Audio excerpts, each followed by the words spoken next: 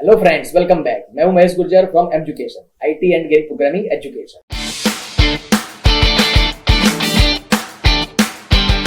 इस सेशन में हम दो प्रोग्राम बनाते हैं, swapping with and without using third variable. तो चलिए प्रैक्टिकल करते हैं। Turbo C plus plus start turbo सी।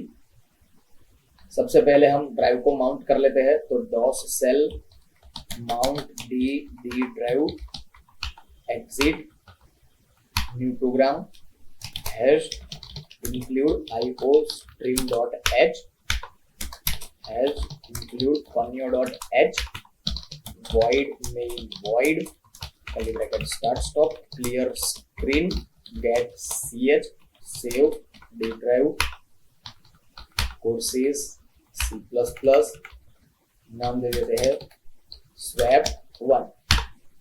ये फर्स्ट एग्जांपल में हम विथ यूजिंग थर्ड वेरिएबल का लॉजिक यूज करते हैं। तो integer A B and third variable के लिए हमें एक टेम्पररी वेरिएबल की रिक्वायरमेंट रहेगी, तो एक वेरिएबल ले लेते हैं टेम्प।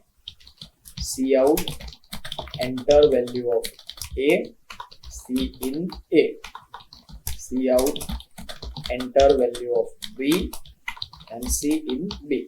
अब क्या करना है, दोनों के बीच में स्वैपिंग करना है। तो आपको लॉजिक पता है, टेम्प इज इक्वल टू पहले ए की वैल्यू को स्टोर करा दिया टेम्प में, then A is equal to B and B is equal to temp. तो ये स्वैपिंग हो गया। सी प्रोग्रामिंग में ये सब कुछ सिखाया हुआ है।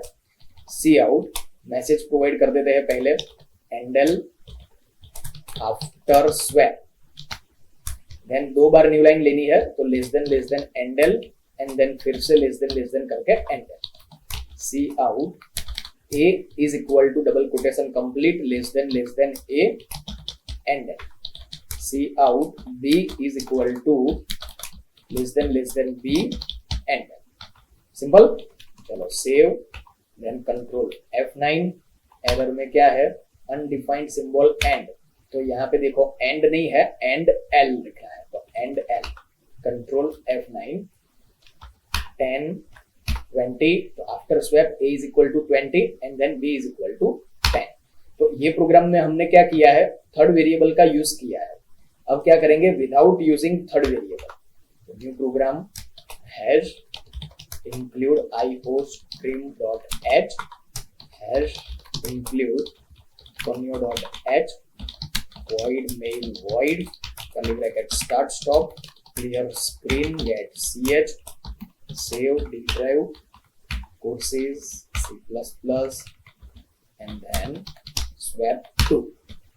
चलो अब थर्ड वेरिएबल का यूज नहीं करना है, तो दो ही वेरिएबल के बीच में लॉजिक सेट करना है। तो a and b, cout enter value of a